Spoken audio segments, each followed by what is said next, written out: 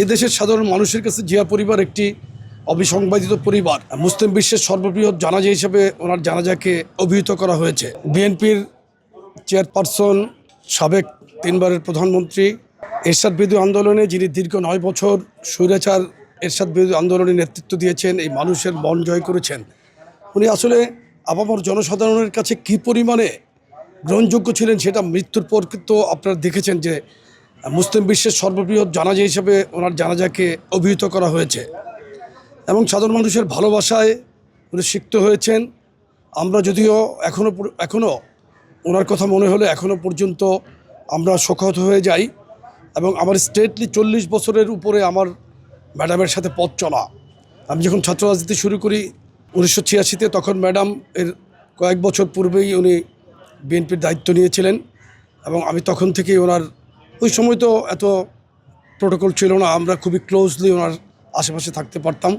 এই দেশের সাধারণ মানুষের কাছে জিয়া পরিবার একটি অবিসংবাদিত পরিবার। কোকো ও শিয়া বাটারের ইউনিক কম্বিনেশনে তৈরি Natura expert care body lotion স্কিনের ড্যামেজ হিল করে, ত্বক রাখে সফট ও ময়শ্চারাইজ। লুকিয়ে আর কতদিন, বাই বাই ড্যামেজ স্কিন।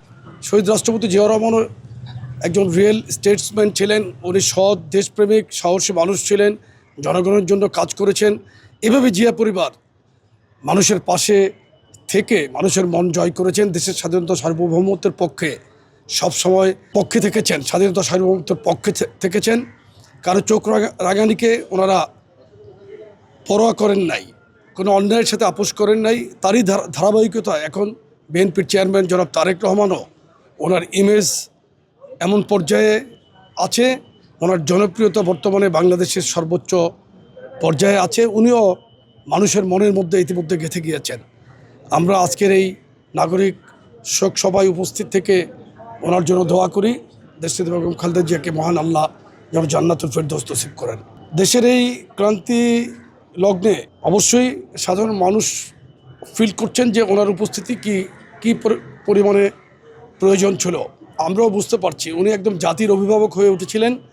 ওনার মৃত্যুতে জাতি একজন প্রকৃত অভিভাবককে হারালো। আমরা বুঝতে পারছি, আমরা পরতে ওনার অভাব অনুভব করছি। তবে ইনশাল্লাহ প্রিয় সাংগঠনিক অভিভাবক জনাব তারেক রহমানের নেতৃত্বে আমরা বাংলাদেশে আগামীর যে কোনো চ্যালেঞ্জকে ইনশাল্লাহ আমরা আমাদের সাংগঠনিক শক্তি দিয়েই ইনশাল্লাহ মোকাবেলা করে আমরা সামনের দিকে এগিয়ে যাব।